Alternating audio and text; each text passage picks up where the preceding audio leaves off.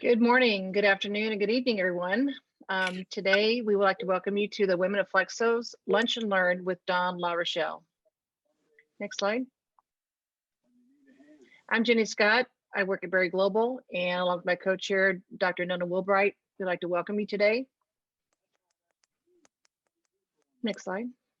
I like to start these meetings off with a quote, and I'm taking this quote from our last Lunch and Learn. I thought was very impactful. Lori Sutton, who works at Berry Global, spoke at the last Lunch and Learn with us, and the quote I took from her was, "In order to have true inclusion, you have to respect true diversity in others." And I thought that was very interesting and definitely something that I think we can all relate to. And if you stop really think about the quote, it really makes a lot of sense. Again, in order to have true inclusion, you have to respect true diversity in others. So I thought that was a very good quote, and I wanted to reiterate it again today. Next slide. Okay, our agenda today, I'll go over who we are as Women of Flexo. We'll talk about some updates with the leadership teams as well. And then I will introduce our speaker for today. And Dawn will be giving her presentation. And then we're going to jump into some breakout rooms to have some discussions about her presentation as well. And then at the end, we'll have a group discussion also. Okay, about Women of Flexo, who are we? Our mission and vision. Women of Flexo is comprised of industry members who work to support and promote women in the flexographic industry through a variety of opportunities. And you can visit the womenofflexo.org to learn more. So our leadership team is comprised of 4 areas: leadership and diversity, recruitment, marketing and strategy, and mentorship. And the next few slides will give you an update on what's going on with the different areas.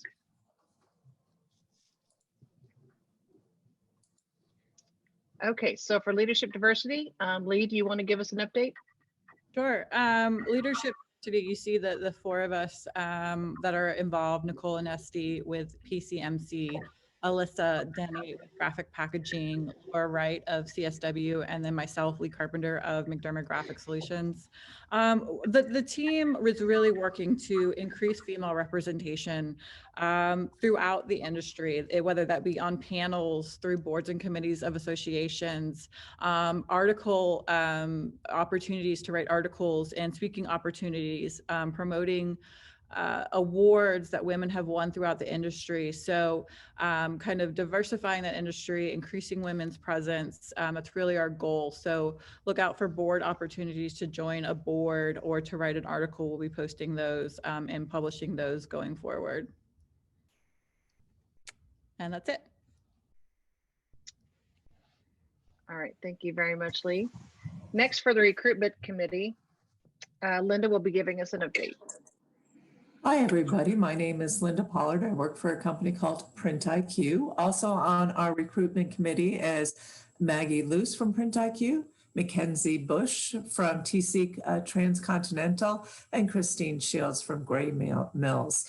Recruitment, we've changed our direction a little bit because we are all travelers, and we were going to be going to universities and speaking and getting to know people. But because of COVID, we are now doing everything electronically through email notifications, reaching out to universities.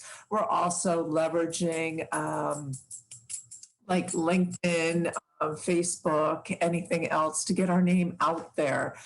So that our group can grow. The more women we have, the stronger we are. And that's what recruitment does, is we're trying to get everyone together. If anyone has ideas of how to get our name out there some more, I would love for you to contact any of us so that the larger our group, the better it is. Thank you, Jenny. Thanks, Linda. Okay, so marketing and strategy. Carrie, you want to give us an update? Sure. I'm Kara Winowski. I'm with Dun Paper, and we are the marketing and strategy group. We are working to increase awareness of the group and to create strategy for, increasing our brand awareness and getting our name out there. We've put together a content calendar for everybody to use, and we've been putting together content to share with everybody so that you know what's going on with Women of Flexo and you know how to get involved and you know what's going on in the industry. All right, thanks, Kara. And next for the mentorship group, Emily will give us an update what's going on over there. Thanks, Jenny. Yeah, so we are still trucking right along with our professional and student groups. We sent out a mid-year survey to all of our program participants, and we got some really good feedback on that. So we are taking all that feedback and we are working right now to continue to do happy hours and events. And we're also looking to make the best program possible. So we're still, you know, we're seeing where we can make improvements for next year. And I see a bunch of, you know, our mentorship participants on the call. So thank you to all of you for the feedback that you provided. Yeah, so by the next webinar, we should have some more information about applying to be a mentor or mentee for next year. So be on the lookout for that. And that's all that I have. Great, thanks, Emily, appreciate that. Thanks, Jenny. Okay, next slide. If you want to find out more about the Women of Flexo or any of these groups as well, there's some contact information on this slide. You can go to the womenofflexo.org. You can email any of the participants that just gave the overview, or you can also follow our LinkedIn page as well too. Okay, next slide. Next, I would like to introduce our speaker for today. Dawn LaRochelle is a graduate of Duke University, Harvard Law School, and the UMass Amherst Graduate School of Education. Dawn has an extensive background in corporate and nonprofit law, business, and education. After working in the litigation department of the Wall Street firm, Milbank, Tweed, Hadley, and McCloy, and as general counsel for the human rights in China, she opened 2 acclaimed catering companies and an award-winning fine dining restaurant in Berkshire County, Massachusetts. She also founded Berkshire Culinary Vacations in coordination with local inns, farmers, and purveyors to help drive business to the Berkshires in the off-season. In 2014, she was recognized as the Swarthmore Who's Who's Restaurateur of the Year. After a decade in the food service industry, Dawn worked as a middle school ELL, English Language Learning teacher at Chestnut Middle School, north of Springfield, Massachusetts.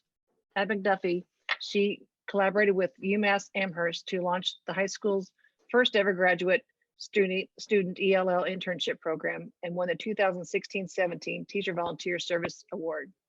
Dawn is excited to merge her passions for entrepreneurship, education, and social equity with her legal training to create programs at CWE that support small business in central and western Massachusetts during these remarkable times.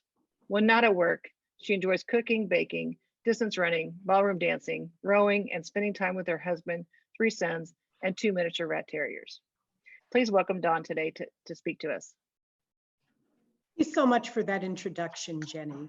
What we're going to talk about today, as I believe everyone knows, is being in the zone outside your comfort zone, handling controversy, conflict, and crazy personalities in the COVID era workplace. Next slide, please. So as you can tell from my introduction, I have had a very non-linear career path. I have worked at large corporations, I've worked at educational institutions, I've worked at small nonprofits. I have been an employee, I've been a manager, and I've owned my own business, a restaurant and 2 catering businesses. And I used to joke that the motto of my business should have been, we've got characters, because we had a lot of stuff. through it all, conflict has been a common thread. And what I wanted to emphasize here is that no matter what stage of your career you're in, no matter where or for whom you work, learning how to resolve differences and work productively with diverse personality types is critical to your professional success as well as your mental well-being. So that being said, I want to now discuss some ways to manage conflict and look at change as a friend instead of a foe. Next slide, please. Ingredients of conflict. It was interesting that we started this webinar talking about the importance of diversity, because as important as diversity is, it also is a source of conflict. People who think differently than I do. So pre-COVID, managers and bosses who believed that FaceTime was critical, that you needed to be at work, at a desk where they could see you, whereas employees felt they could be more productive and have a better quality of life working at home. Different cultures. So for example, in many Asian cultures, eye contact is considered rude. In the USA, avoiding eye contact is considered shifty. Social similarity trap. Similarities can be very misleading, assuming that because someone went to your high school, grew up in your neighborhood, they're going to share your views, can lead to sources of conflict. Differences, a little bit different than diversity. Severe opinions on polarizing issues. Well, we only need look at what's going on in this country right now and the way everyone is so polarized politically to know how damaging those severe opinions can be when not worked through properly. Speaking in absolutes, you're with us or you're against us. And then there are needs. Ignoring the other party's needs. Nobody likes to feel that they don't matter and they don't count. And also confusing needs and desires. So I personally believe that Christian Louboutin shoes are a need. My husband tells me those are a want, a desire, not a need. Next slide, please. Other sources of conflict, perceptions. So your self-perception, do you feel confident in yourself, in your value, in your ability to do your job? If not, that could lead to conflict. Perceptions of the other party. Are you assuming good intent or bad intent? If you assume good intent and the other person wrongs you, how are you going to respond to that? If you assume bad intent, how does that form a relationship with the other person? Perceptions of threat. Do I feel that my reputation or my job security is in jeopardy? If so, that could lead to conflict. Power. So wanting to control behavior in others. I say jump, you say how high. Micromanagement, perfect example of over controlling behavior that could lead to a negative workplace environment. Inflexibility, the my way or the highway syndrome. We're going to talk a little bit more later about the importance of compromise. And generations. So I could go on all day about this. How many comedy skits, cartoons, and memes have been created about the generation gap? Boomers seeing millennials as entitled brats who were helicopter parented through their lives and were never taught that they had to earn their way up the ladder. And millennials who see boomers as hopelessly entrenched in outdated ways and thinking and unable to take it to the next level. Next slide, please. So that being said, let's talk about some myths and facts about conflict. Next slide, please. Myths. Conflict is only at work. Conflict happens throughout our life. It happens in marriage. It happens with friendships. It happens in any relationship. And your workplace is all about relationships. It's between you and your coworkers, you and your manager, you and your clients. Conflict is dysfunctional in the workplace. Well, it certainly can be, but it can also be a way to create progress, to further relationships. It depends on how you look at it. Conflict represents communication breakdown. It can, but it doesn't always. Sometimes conflict happens between people who've communicated perfectly well and understand each other perfectly. If avoided, conflict will eventually go away. No, putting your head in the sand, playing ostrich is a way to increase conflict, not get rid of it. And conflict always results in a winner and a loser. Also know, once again, we're going to talk about the importance of compromise when resolving conflict. Next slide, please. There are negative styles of conflict, and I want to kind of highlight these so we can all avoid them. Think about it anytime you get engaged in conflict, if you are guilty of these types of behaviors. So there's the firecracker, someone who blows up out of nowhere, usually apologizes afterwards. I didn't mean it, I'm so sorry, but you know it's going to happen again. The cold shoulder, two people who take pride in not communicating with each other and get into a battle of wills to see who can hold out longer than whom. Passive aggressive behavior, never a good thing. Backstabbing, positive to your face, knife in the back. Need I say more? Next slide. Then there's the social zinger. This is the one who throws verbal darts in front of others and embarrasses you. And then says, oh, what? I was only teasing. Come on, you're taking this too seriously. Trivia fights, paddling over the small stuff, fighting over tiny details that don't matter, and therefore not getting to the heart of things, not touching on the real issues that do matter. And then there's having the last word, people who are not satisfied unless they're the last people to speak. And that doesn't end conflict, that exacerbates it. Next slide, please. So how do you develop your communication skills in order to resolve conflict? I like to talk about the 3 W's of communication. There's the who.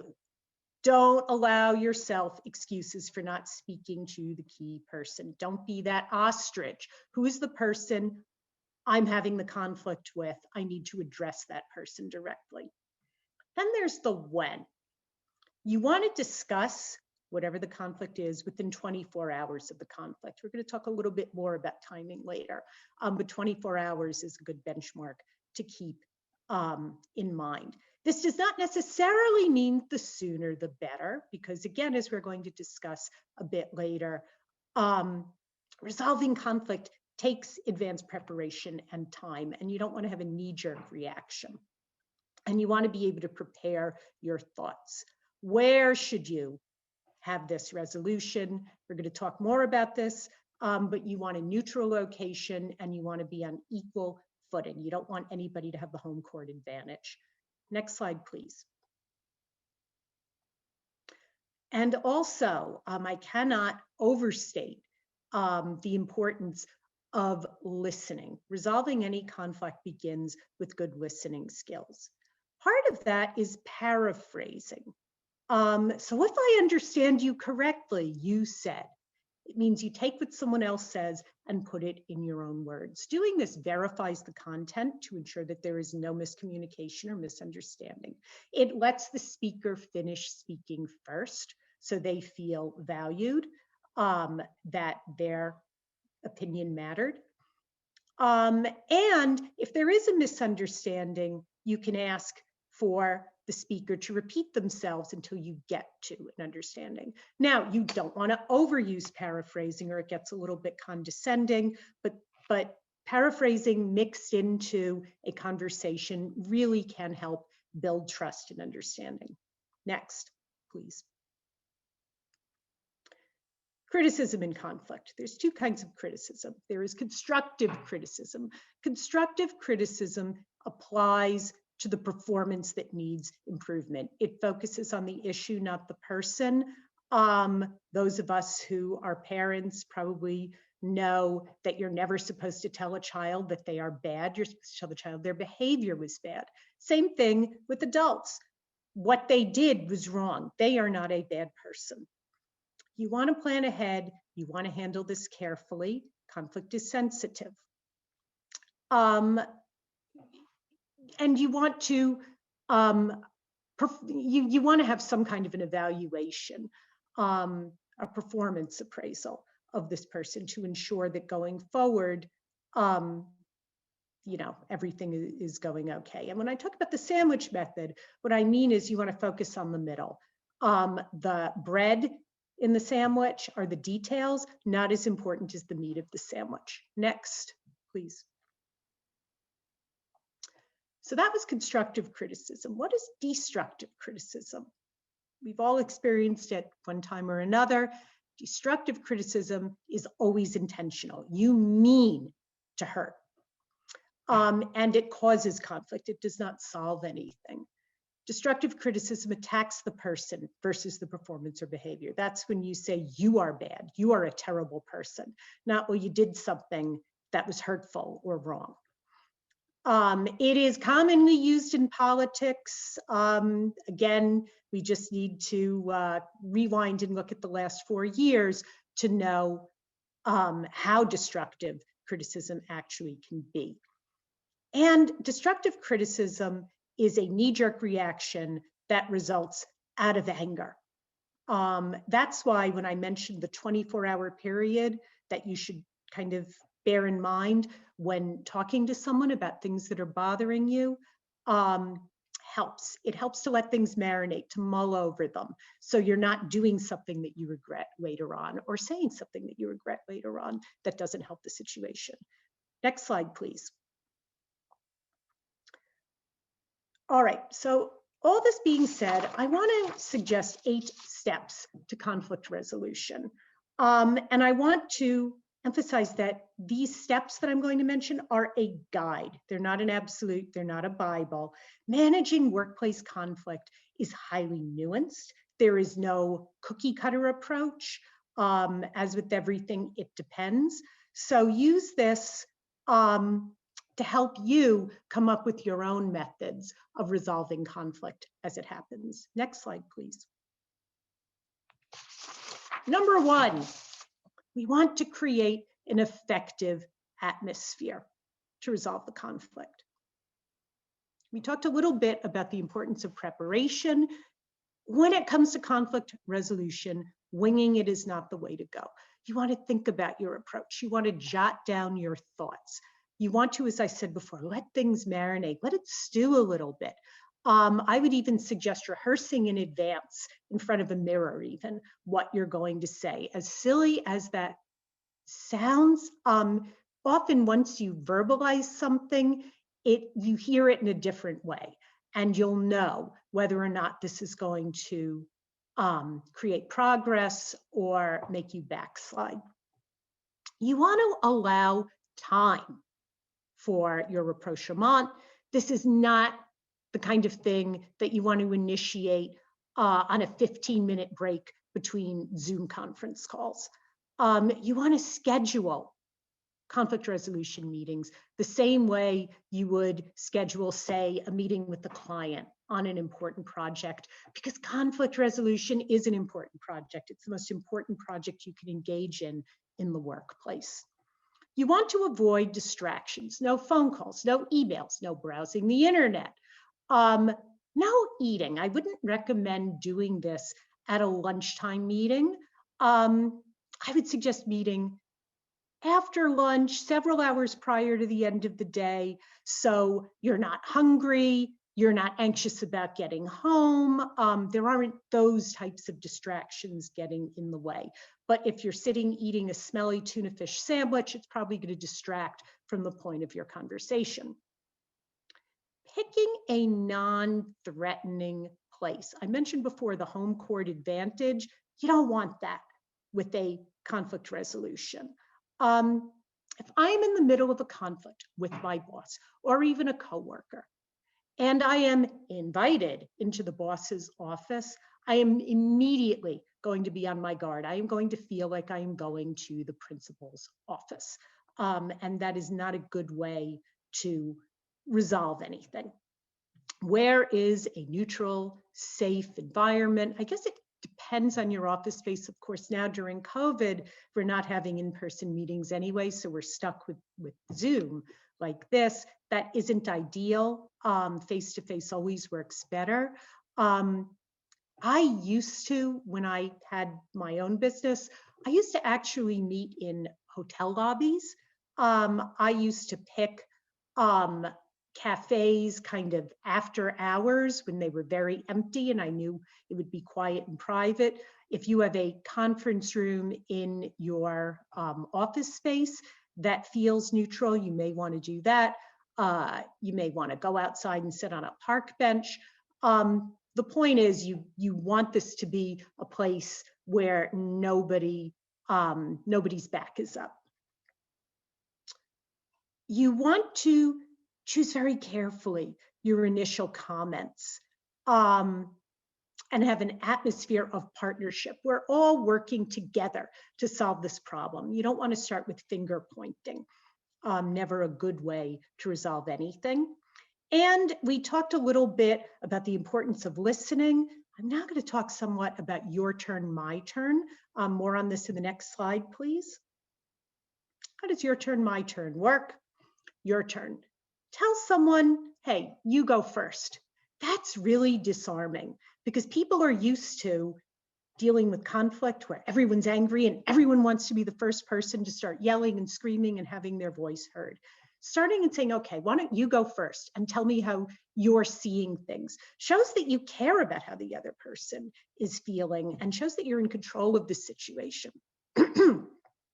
You want to use those listening skills that I mentioned before, including the paraphrasing. Okay, if I understand you correctly, this is what you're telling me. And if that person says, no, that's not what I'm saying at all, give them time to correct themselves without, once again, overusing the paraphrasing. And then when it's your turn, don't start saying, well, I'm not buying any of that.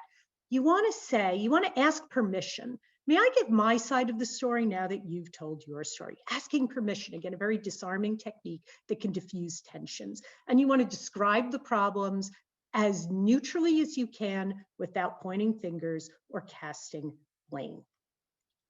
Next slide, please. Clarifying perceptions. So is this conflict an isolated event or is it another in a long list of conflicts that you've had? And you know that the same thing is going to happen again and again and again unless you deal with it right now. You want to identify what the conflict is about, and equally important, what it's not about.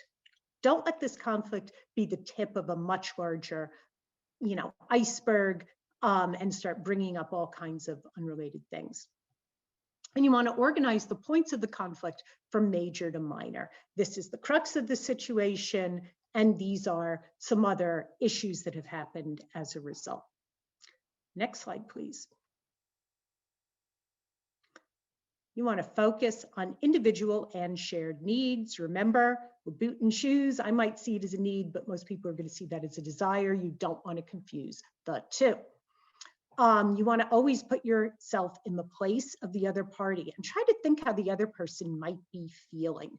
A good time, by the way, to do that is during that 24-hour cool down period that you're thinking about how you want to resolve this conflict. Try and think during that time, okay, this is what I'm feeling, but what is that other person who I'm in conflict with thinking or feeling? How would I have felt or handled the situation where we reversed? And you want to identify areas of common interest. Common ground is a great place to begin a resolution to a problem. Next, please.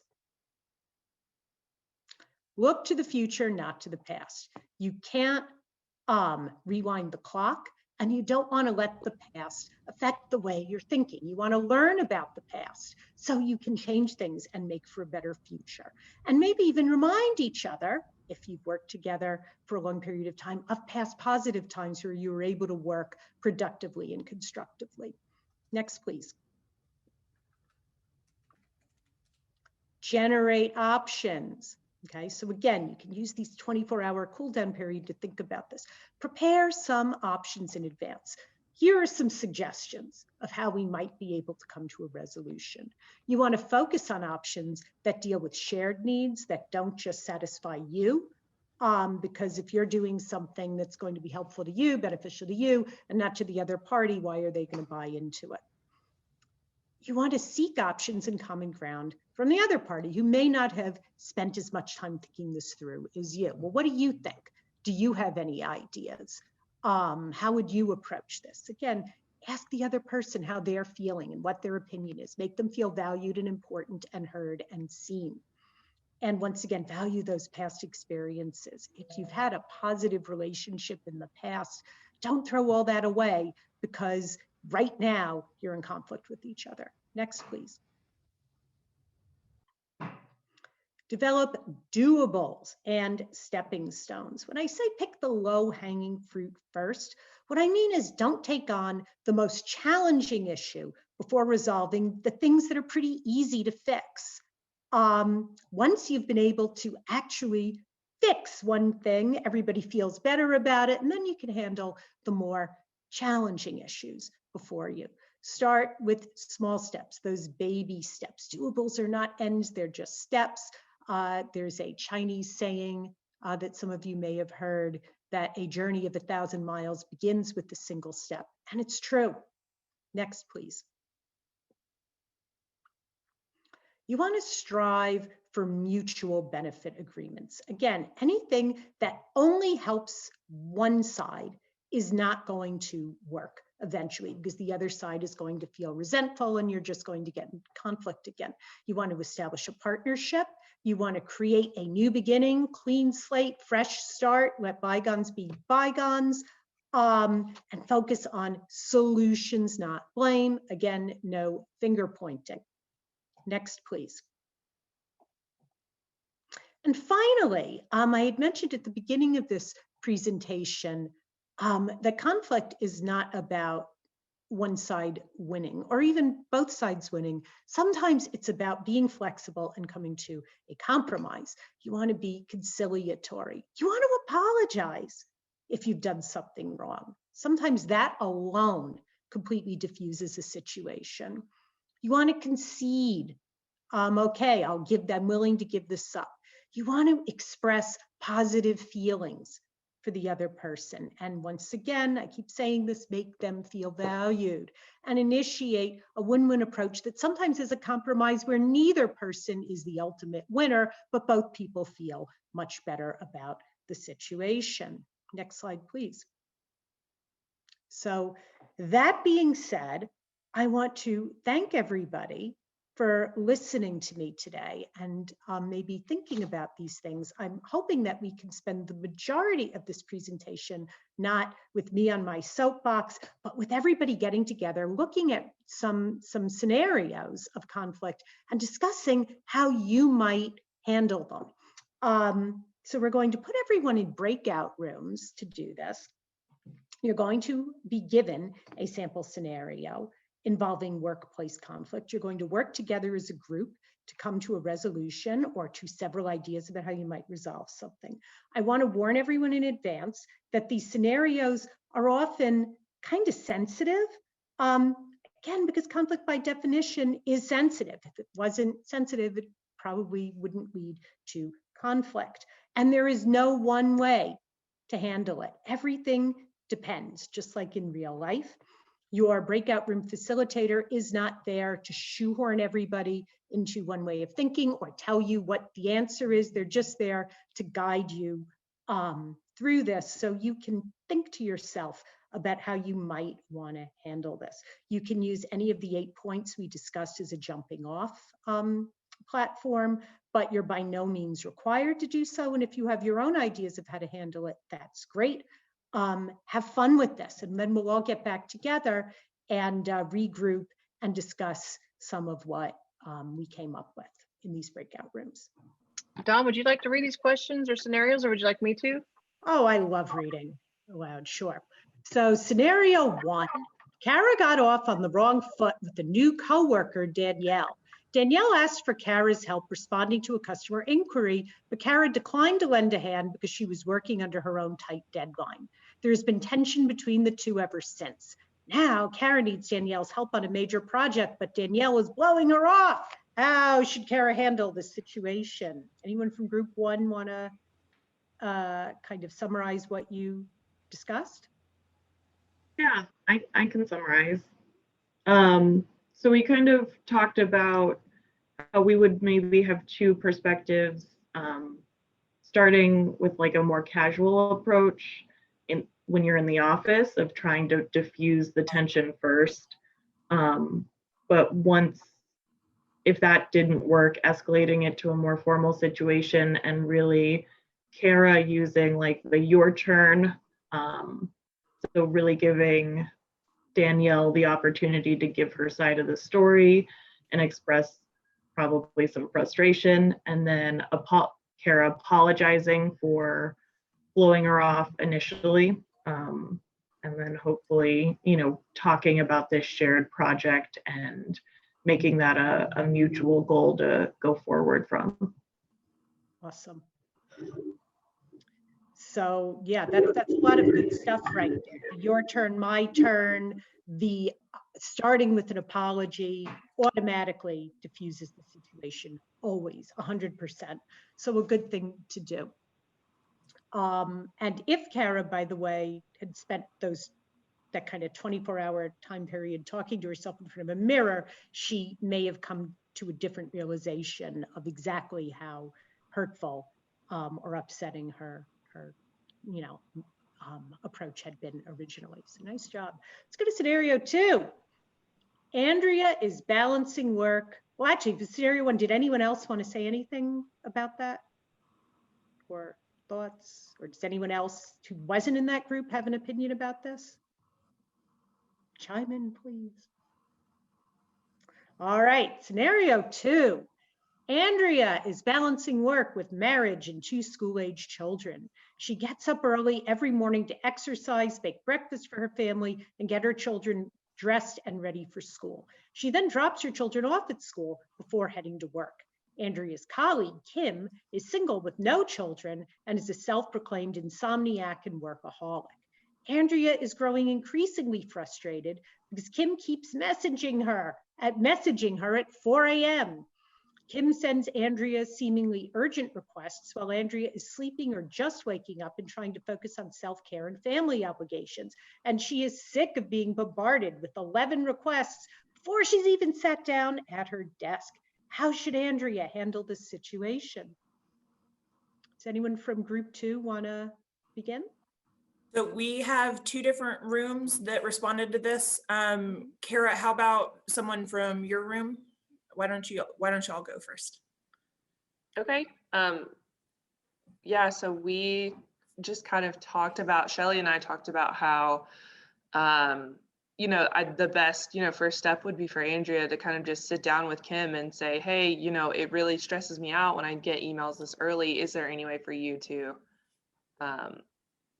you know, not email me until this time, or consolidate all of your emails into one and just send one at a certain time. And hopefully that's a good compromise for both of them. That's great. And then we have Anne gonna speak for our group.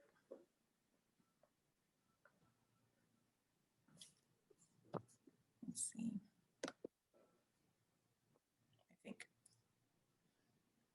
Let me see if she's still on. Hello, can you hear me? There we go. Hey, Anne. Sorry, I was That's okay. We actually had a couple different ideas of how to handle this, actually 2 perspectives on it.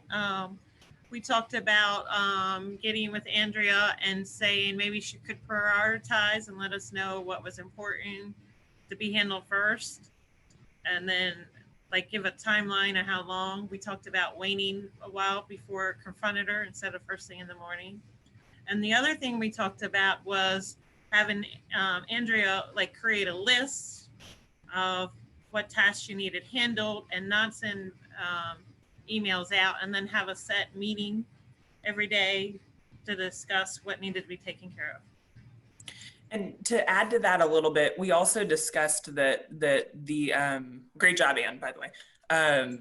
That we also discussed that what colleague means can really change this dynamic if it's a manager speaking to a direct report versus someone on your team or someone that's not even on your team, just in a different part of the company. So that can really change, you know, how this should be addressed for conflict resolution. All great points, and just these 2 different groups and all the different ideas of handling this illustrate what I said before, that there isn't just one way to skin a cat. There are numerous ways you could approach conflict resolution and still come to something very workable and positive. Next scenario. Scenario 3. Alyssa and Anna met on the job 5 years ago and became fast friends, workplace friendships, yay. Recently, Alyssa got a promotion that makes her Anna's supervisor. Alyssa wants to keep the friendship going, but things have definitely grown awkward between them. How should Alyssa handle the situation? Okay, I jotted some notes down. Does anybody else from our group want to say anything? If not, maybe I'll go ahead and read and you can add on to it if I missed it. I think first of all, they suggested that maybe Alyssa sit down with Anna to have a conversation, maybe outside of work. If they're friends, they probably have already maybe met for a glass of wine or something as well too. Talk through their friendship as well. But avoiding the situation is not the way to go, obviously, because they are friends. They've been friends for a while. Maybe Alyssa can work with Anna to develop the doables and stepping stones, maybe for her to get to another position as well, finding out what she wants to do. But basically discussing their friendship and how important that is, whether it's inside of work or outside of work as well. But definitely maintaining the professionalism when having that discussion as well. So, Nice. Does have any comments from our group? Does anyone else have any thoughts about those workplace friendships and what happens when one person gets promoted and maybe is in a supervisory position over you? Yeah, I kind of went through this situation myself. I was promoted from, as a teammate of people into the manager position. And it is tricky because there is sort of that, yesterday we were all camaraderie and joking and, you can vent to each other easily without worrying, about what's happening versus, having people, knowing you're talking to your boss. So I think you kind of have to address it, and have the discussion about the supervisor dynamic. I mean, I had a meeting with my team and sort of laid out for them, that, what I thought the benefit was of me being in a leadership position is that I hoped that my door was open for them and that they felt like, while I was going to be leading the team and looking at things in a different way, I was in their shoes before, and they should, feel free to have an open discussion with me without worrying, that it was suddenly, the dynamic was so flipped, and suddenly it was, it's my boss versus my friend, to let them know essentially that they had my ear, for movement of change, things that maybe that, people were unhappy with, that we could express and discuss. Emily, were you ever in a position where you then had to give a friend a negative review at work? I don't know if that was to me since I was talking, but yeah. Yeah, that's reviews always have to, they're the sandwich of like what's going well. And in my position in particular, I wasn't around as long as most of the people who were here. They've been here years and years and years. I had been here a couple of years, so I didn't have really seniority or as much experience. But I think if you sandwich well between, like what they're doing well, what and pose it as like, what could we do different, and approach it as a problem together to solve, that seems to help a little bit. Yeah, that's awesome. And the way how to give a review and not create conflict or resolve conflict after a review could be a webinar unto itself. It leads to some interesting stuff. Scenario 4. Jessie is a very quiet, serious employee who doesn't often smile or laugh. She tends to be private about her personal life. Although Jessie got along well with her previous supervisor, Julie, who had a similar personality, Julie has now left the company and Roberta's taken her role.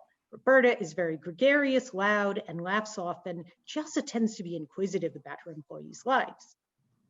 Jessie has become increasingly uncomfortable around Roberta as she doesn't like being asked about her personal life and feels that too much noise and laughter in the workplace is unprofessional. For her part, Roberta is put off by Jessie's quiet, private nature and regards Jessie as unfriendly. Recently, Roberta reprimanded Jessie for not smiling enough or making small talk with a recent client who visited the office. Jessie feels bullied and defensive. How should Jessie handle this situation? Yeah, this is Jean. I'll go ahead and start for my group. And again, we disappeared back in here before we anybody volunteered to speak. So I'll start, and then please, you guys add to it. We thought that this scenario was, could be in any industry and also in everyday life. And we thought that the two ladies should both look at how the other one feels and try and understand how the other one feels before they start communicating. But we also thought that they both needed to make the effort because there is no right or wrong here. There's certain personalities, and the supervisor, again, this is an employee supervisor situation. The supervisor needs to understand, where the employee is coming from. And it ended up that she got talked to on a customer situation, and the supervisor would need to sort of distinguish between, is it the way that the employee is treating customers, or is it the way they are interacting in the office environment? And there are two totally different things there. So the supervisor might need to really separate that out when they start talking to each other, and define what an effective workplace is, or define what the expectation is with client discussions. So the third thing that we thought about was, where would this discussion take place? Is it a workplace situation where they would approach it as a group, or is this a single one-on-one situation about the client where they would do it privately? So anybody else in my group want to add on to that?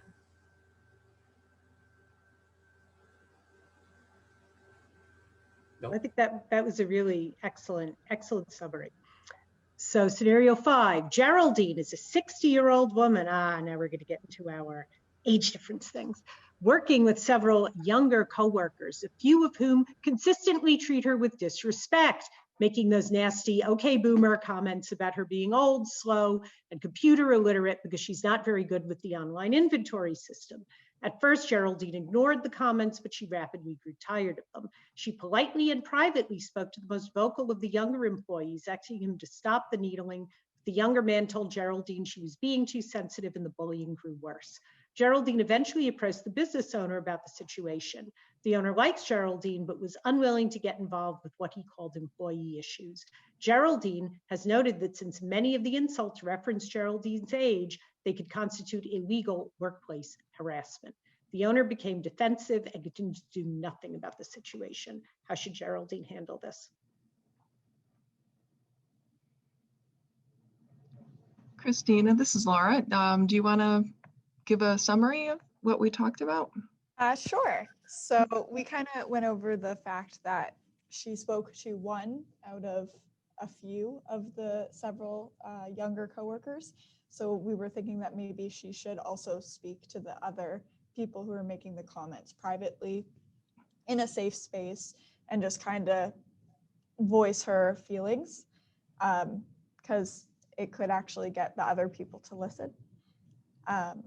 Also, if that didn't work, that she could go to HR, because they are technically a neutral party, so then they can listen to both sides separately and then bring them in and kind of be a mediator if nothing works from there, because it sounds like the manager is not much help. And that the ageist comments are actually discrimination. So yeah. Laura, you can add anything as well. That was a great summary. It was perfect. Yeah. Does anyone feel that Geraldine should have taken legal action? Again, something we didn't talk about today, but at what point in a conflict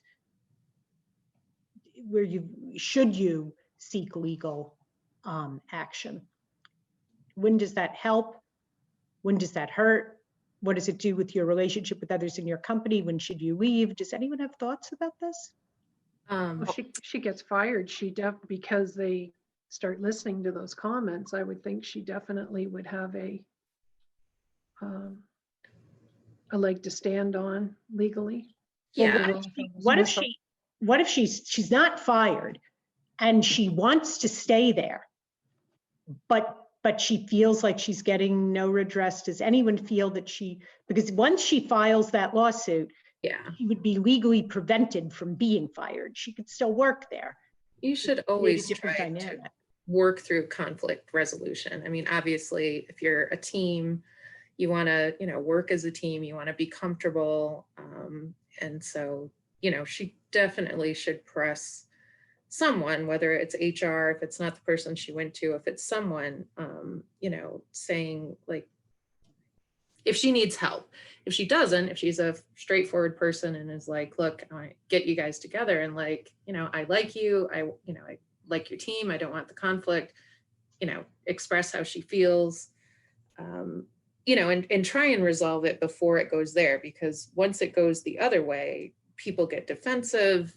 There's all sorts of lines drawn in the sand, things that are hard to put back, the toothpaste and the tube, and it creates additional problems. So what if she isn't doing her job properly? And there's another thought. Is it possible to do your job properly these days if you don't have really seriously good technology skills, particularly now that we're in a COVID environment and are all working from home and doing things online, et cetera? Well, hopefully the manager would offer some solutions or options for training, additional training, or I think those are routes that you should always try if you're struggling.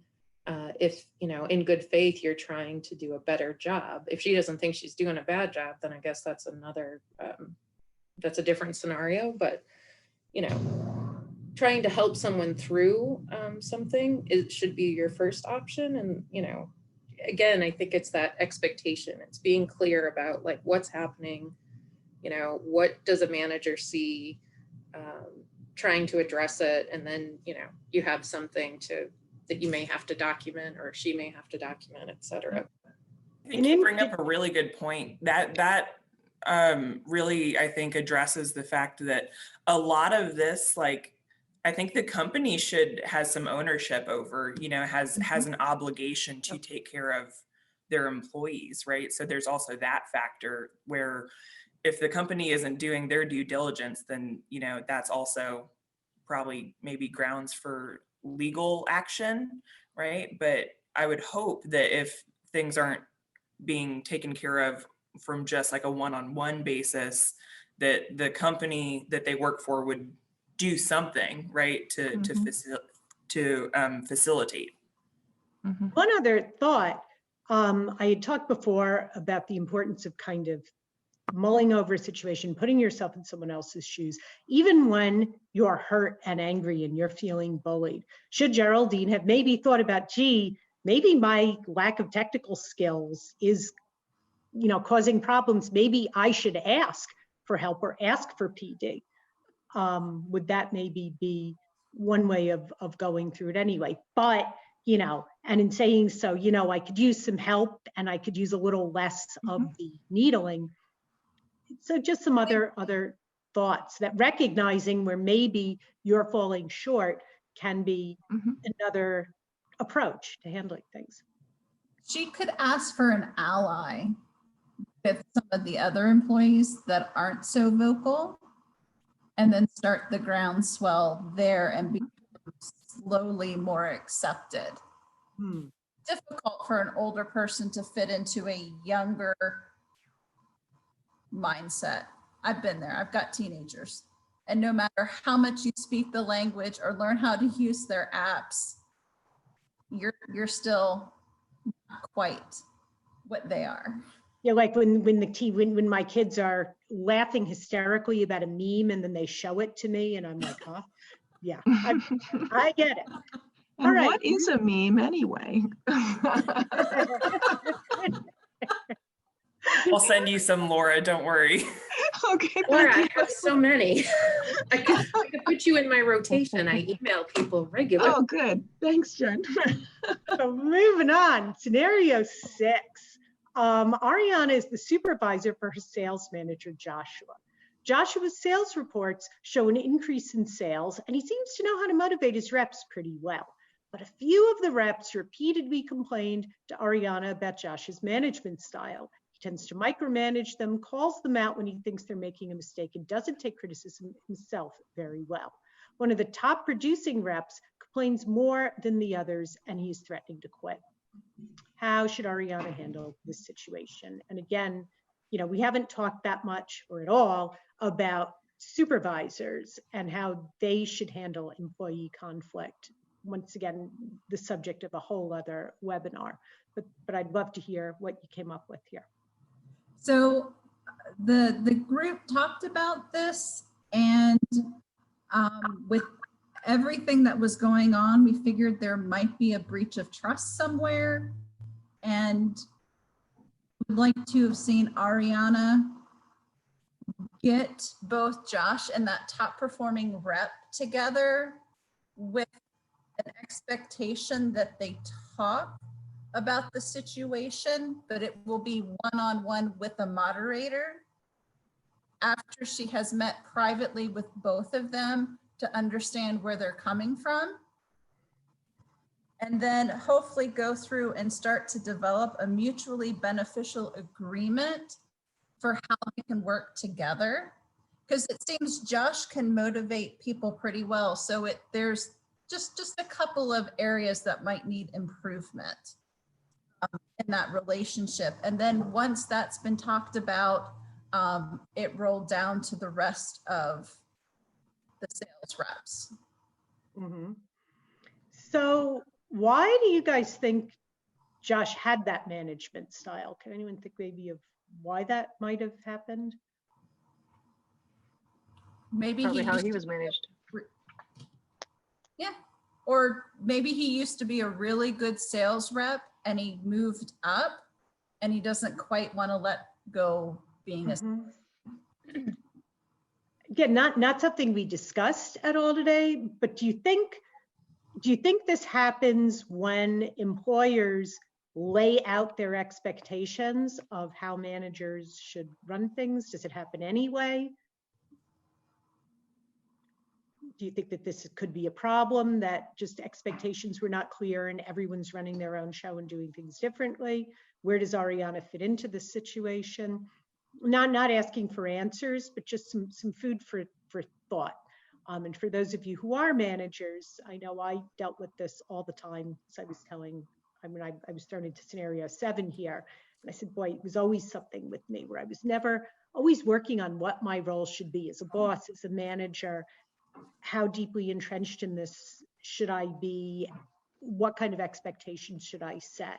How should I handle 2 employees who are having problems with each other, et cetera?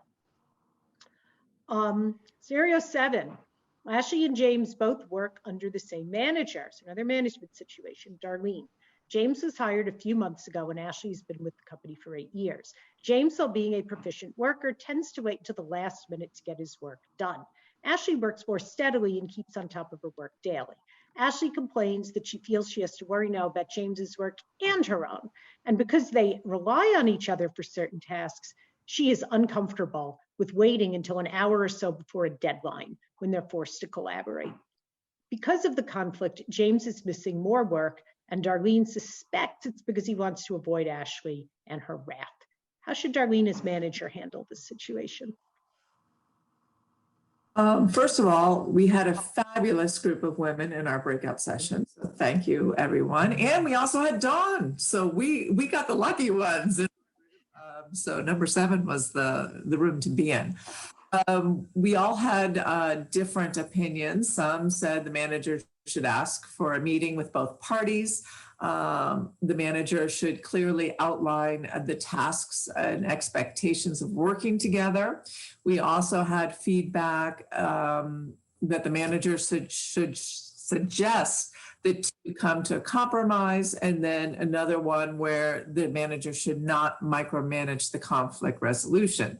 So as you can tell, we all had different opinions, and I think we needed more time to actually, work through all the scenarios, because this scenario is a great one and it does come up a lot.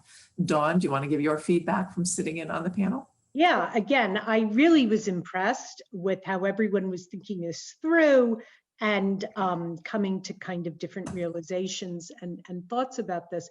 And it really does, so much of this, once again, comes down to the difference between an employee to employee conflict and a supervisor manager or boss to employee conflict, or a supervisor manager boss getting involved in an employee to employee conflict.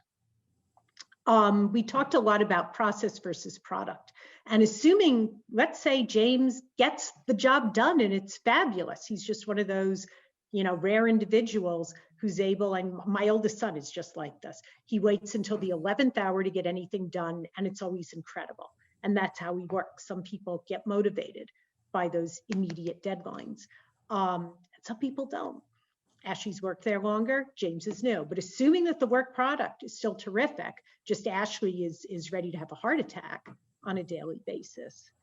Is process more important than product? Should a manager get involved in telling employees how to work? Should the employer just say, well, Ashley and James, you have different work styles, but you're both great. I'm just never going to have you work together again. It's interesting. And again, I don't want to give any answers here because there is no one answer, but it is something for those of you who are supervisors to consider. We had this also. There was a couple of us in a different, this was one that had 2 rooms. Yep. And one of the things that we were talking about was how this could be used as a learning experience for everyone involved, not just to learn about each other. Obviously there's different personalities at play here, but to also for Darlene to let James and Ashley learn from each other and learn how to deal with, like, this is perfect conflict resolution training because you're learning how to approach it without being unproductive, to how to make the conflict be a productive conflict. And that would involve uncomfortable situations, but you're not going to get anywhere without that. So I think that was one of the things that we were talking about, was just a learning experience versus, complaining to to each of them, like, oh, you need to do this, or like, okay, so let's learn from this, and how can we learn from each other through this situation. That whole learning how to be in the zone when you're outside your comfort zone. Exactly. Exactly it. Awesome. All right, one more. So last scenario, Susan and Louise are coworkers. Susan is a devout Christian who always votes Republican and has religious figurines in her cubicle.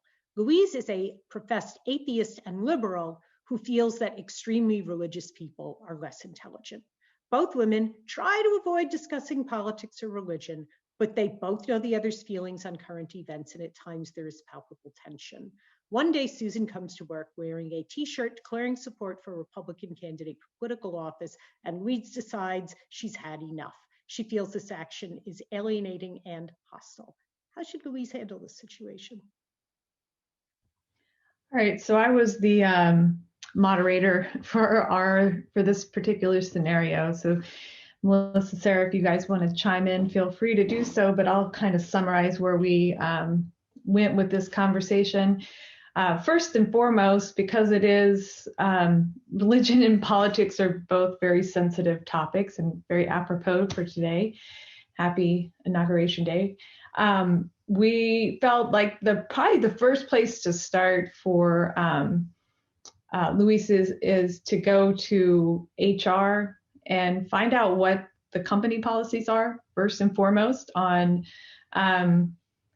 what you're able to wear and how you're able to display these kinds of more sensitive type messaging or messages that you are putting in the workforce or while you're in the workforce. So barring that there are no restrictions, and that would be an obvious place, then you could maybe go to management and speak a little bit about how you're sensitive to this and there's actually a policy against this. You know, ultimately, a couple of us felt like we probably would just turn a blind eye if we were in the situation. It's like, just don't look at the shirt if it bothers you so much. But obviously that's not how she feels. And, you know, if she approaches Susan, is that going, you know, is that going to create more tension? So she'd have to definitely, if she wants to approach Susan, and I think most of us all felt that, you know, if we were in this situation, we would rather try to handle this ourselves before we get other people involved, but using all the techniques you had mentioned, you know, neutral ground, approaching this with some thought ahead of time, and having, you know, a plan of what you want to talk about and why it's offensive, and trying to understand Susan's perspective. Why is she wearing that shirt? Is she purposely trying to antagonize me? Is this like a thing for her, or is it just she just liked that shirt and she's passionate about what she's passionate about? So, you know, if you can try to understand the other side. And then finally, the other thing we said was, this may be a really good situation where really you need a mediator. You need either an HR or a manager or somebody, because, you know, because these are so sensitive, you know, it may not be something that's easy enough to talk about, and not both parties get heated up about it. So finding somebody that you can talk to and express how you feel and how it makes you feel when they wear these things or display these things, but ask for them to advise on how best to handle the situation. So question for anyone here. Can you have a positive working relationship with someone you do not like or respect as an individual, but who does good work? Is that possible? I think it is. If you separate your personal feelings from your work life, it is definitely possible. Does anyone feel otherwise? Flexible, the Yeah. person is. Yeah, I think you can. So assuming that, then again, some kind of resolution has got to be possible, right? You could have, assuming that both Susan and Louise are really good workers who are contributors to this company, but they clearly don't like each other. They clearly don't respect each other or their viewpoints. So it could be as simple as distance, right? So maybe they're too close. And maybe putting some separation between them will help.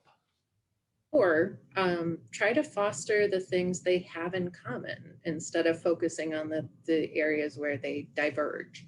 You know? It's a really good idea. Common ground, always a good way to, I think, to start. A good manager will always observe and communicate their observations to people, give people a chance to chew on thoughts, and you know, and I mean, you're not going to change people, and that in some ways shouldn't necessarily be the goal. It just should be to foster good working relationships, good lines of communication, so that people feel they're heard. Yeah, so it's actually interesting because it does mirror a lot of what's going on the national stage today, because this is going to be, I think, the whole topic. Hey, we all have different visions, different viewpoints. We all have a common goal. Can we stop the infighting, stop the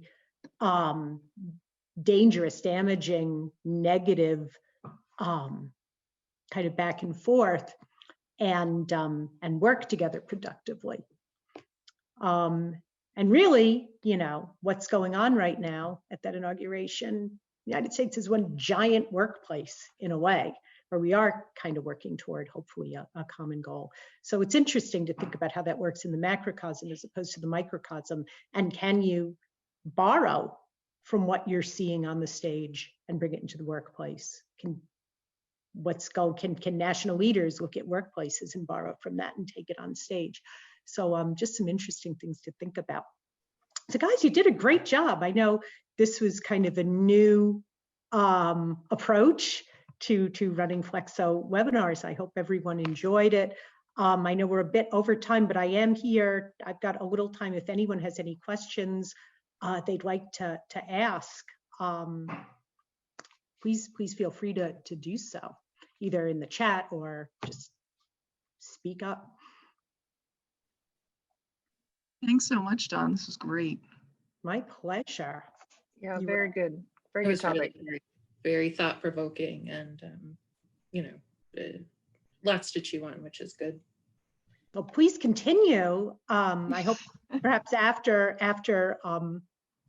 we sign off, I assume everyone's going to get both the recording as well as maybe the PowerPoint and the scenarios. I'd encourage you to think about these scenarios a bit on your own, maybe discuss them together, and use it as to generate, some brain activity and thoughts and ideas, so that going forward, if you encounter something similar, or you're in, situations that have familiar earmarks, you'll have a better sense of where to go with it. Dawn, I have a question if anyone wants to hang around. Yeah, go for it. And thank you, Katie. What's your opinion on what you've seen, Dawn? Do you think that maybe people's expectations are too high, that we're going to always be friends inside our workplaces? I mean, we need to work together and be productive, but is it really necessary that every little, people are maybe more easily offended, or do we have to be in love? My personal opinion, you can hear it in my voice, is that we don't. Mm-hmm. But the bar is set really, really high to constantly be friends. I could not agree with you more, Alyssa. This is just my personal opinion, and kind of based on my experience, again, working in a lot of different types of settings. I do not think it's necessary at all to be friends with everyone at work. I think we watch too much television where everyone at work is just like this one big hangout group. And in fact, I think that sometimes friendships at work can have negative consequences. The water cooler conversations, the gossip, the situations we discussed where someone goes up for promotion and then sometimes feels very uncomfortable. I know I've been in situations where I haven't wanted to go for a position because I was worried about how it would alter the relationships I've had with others. I've heard that too. Taking that position, and then like they want to talk in private about how they kind of want that job, but they don't want to upset their team. Mm-hmm. Exactly. Or their friends. Exactly.